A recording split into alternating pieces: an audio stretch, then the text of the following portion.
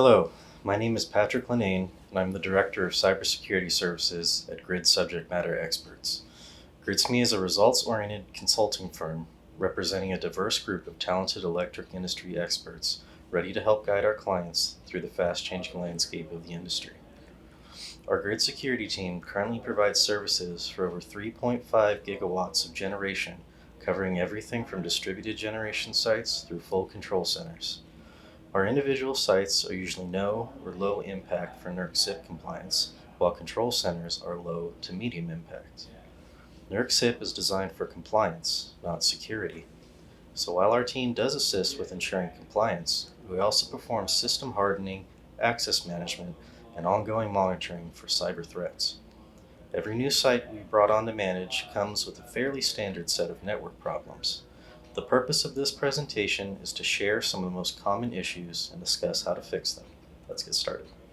The power grid has quickly moved from big iron air-gap control networks and centralized control centers to a dynamic, distributed, and internet-accessible architecture with the advent of renewable energy, primarily solar PV. This has caused the lines between IT and OT to become blurrier than ever before. This also means a drastically changing risk profile, both from a security and operational perspective. We must all understand and work to address this accordingly.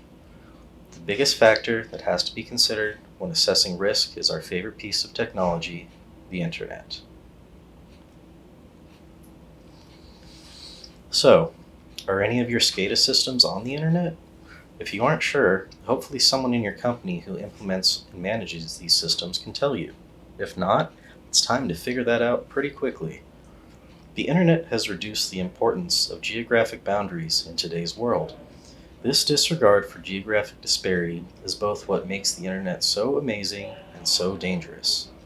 As you can see, owners and operators of industrial control systems in the United States are taking full advantage of the internet, like they should be, with thousands of SCADA systems sitting on the internet. And while having your solar farms accessible from the internet is not inherently bad, it does introduce risks that we must understand and mitigate appropriately. But who else knows if your SCADA systems are on the internet? Essentially anyone that wants to know, thanks to tools like this one called Shodan. Shodan constantly searches the internet for devices that are internet facing. How prevalent is this in our industry though? Let's just say there's a good reason why Shodan has an entire ICS directory page. Do you use cell modems for site connectivity at solar sites? There are currently over 43,000 Sierra Wireless modems accessible over the internet via Shodan. But what is more interesting are 3,000 Sierra Wireless modems port forwarding Modbus over the internet. For those of you that are not familiar with Modbus, it's one of the de facto protocols utilized by SCADA systems. It also has no security built in, since it was developed in a time when the old utility architecture was still in place and no internet was used for control center to generator communications. So sending this data over the internet is clearly visible for anyone who wants to look, and easily manipulated by those with just a little technical chops. In short, it's bad to send Modbus over the internet, so you should check to make sure you're not currently doing this. Remote access is typically the largest risk to a solar plant, and all too often we see insecure methods like remote desktop protocol over the internet or TeamViewer. Please evaluate your remote access methods so you understand the risks of these various methods. It's great that firewalls are becoming more prevalent at solar facilities of all sizes in recent years. After all, it's your first line of defense. However, all too often we see firewalls at newly commissioned sites with a rule set much like this, allowing every device to talk to anything at once. This defeats the primary purpose that a firewall serves, which is to control what devices are allowed to communicate with each other and how they're allowed to communicate. For everyone that has SIP low or medium impact assets, configuring your firewall to only allow certain traffic that is required for the operation of a facility is an explicit compliance requirement. However, for everyone with non-NERC registered sites, if you paid for the expense of a firewall already, you might as well configure it so that you get the full operational and security benefit out of that firewall. even if compliance regulations do not require you to do so. Another missed opportunity is not configuring the firewall to act as a VPN server for your site. VPNs secure remote connections and provide for efficient remote access for your vendors. So rather than port forward RDP connections to your SCADA server, more on this later, you can set up a VPN for vendors to securely access your facility remotely. Lastly, we commonly see integrators setting up VPN connections directly to the SCADA servers. Do not do this. This results in that VPN connection completely bypassing your site's firewall. Not only is this a huge security risk, but it's a potential compliance violation for the SIP low-impact facilities out there. Restricting administrative access rights is not just for security purposes. With the multitude of vendors associated with a single solar site, it is more important than ever to restrict and control administrative access to critical equipment such as the firewalls. All too often, we see poor change management approaches that result in operational issues at site. For example, vendor A remotes into the site with good intentions to fix or improve a configuration. However, vendor A does not communicate or coordinate said change that winds up breaking communications necessary for the operation of the facility. Without a strong logging program, it may be impossible to determine who made the bad change and when, especially if shared admin accounts are used. This results in a lot of confusion and wasted man-hours for the site. If administrative access is appropriately restricted, the whole situation could be avoided. Additionally, from a security perspective, the more admin accounts that you have, the higher likelihood that one of these accounts can be compromised. So please, reduce the number of administrative accounts, ensure admin accounts or individual accounts are used, and ensure those with admin access know the appropriate change management protocols to follow prior to implementing changes. This will reduce operational issues and ensure there is accountability and auditability for network administrators. Patching your critical equipment isn't just for security purposes, as this 2018 Firewall Failure After Time Limit Exceeded event highlights. In this case, a bug in the Cisco ASA Firewall's firmware resulted in the firewalls failing after they hit an arbitrary runtime of 213.5 days.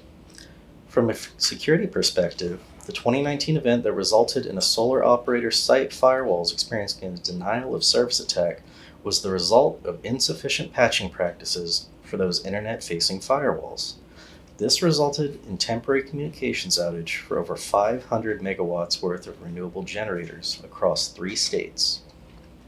In both scenarios, if the owner or operator of that equipment had a stronger patch management program and patched their firewall shortly after the vendor released the patch, the operational issue could have been completely avoided. However, a common mistake we see at solar sites is that the firewalls are not appropriately licensed. In order to have access to patches, you must pay the vendor for a support contract. Without a valid support contract, you cannot even patch your firewalls if you wanted to.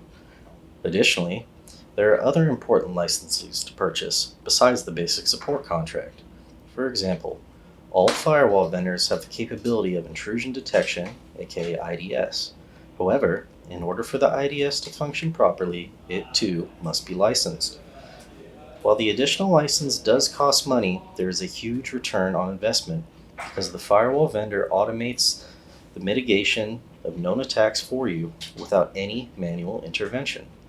For example, the recent RDP vulnerability shown earlier is automatically mitigated and stopped by Palo Alto's threat prevention services. Please take advantage of these services. Oftentimes, we see devices on site that do not have their default gateway appropriately configured. If there is a firewall on site, all devices should use the firewall as their default gateway, and if there is just a cell modem, then the cell modem should be configured as the default gateway.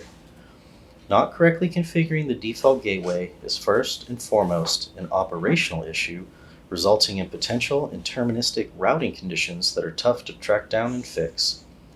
Additionally, depending on how the site is architected, not setting the firewall as the default gateway can result in security risks, as traffic could bypass the site firewalls, rendering the firewall useless for controlling that traffic.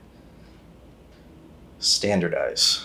So simple, yet as with most things in life, much easier said than done.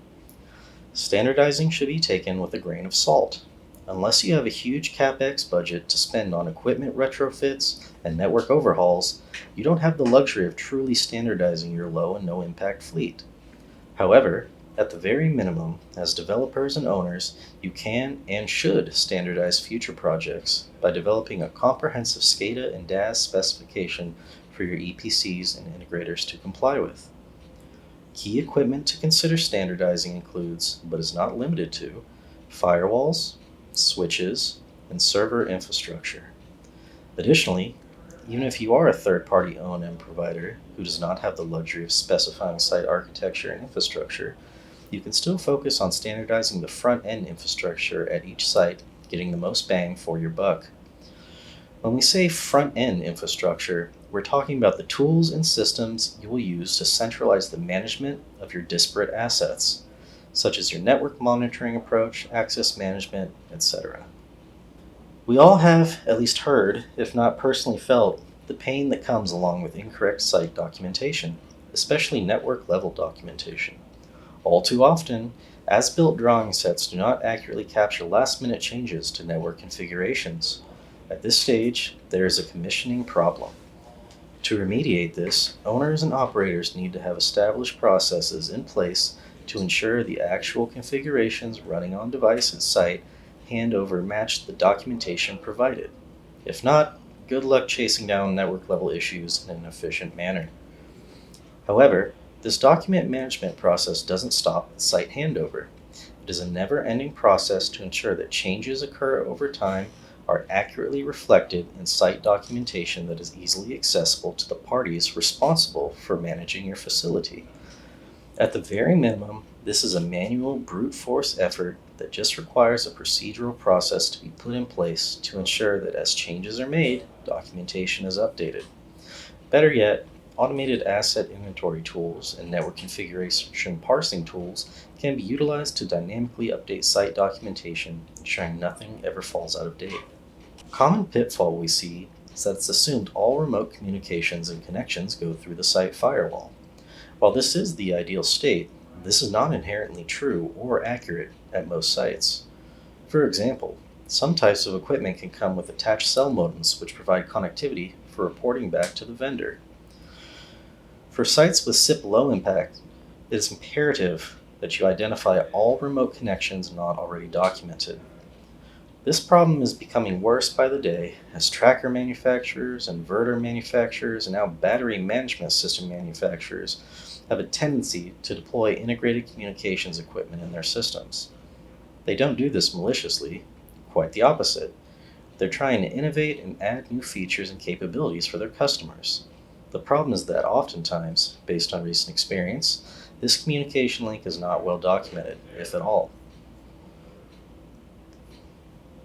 If possible, we should strive to never port forward anything over the internet. However, sometimes it's necessary to do so, especially at DG sites that only have a cell modem and no firewall. It's key to remember that anyone can reach this public port forward, not just authorized personnel.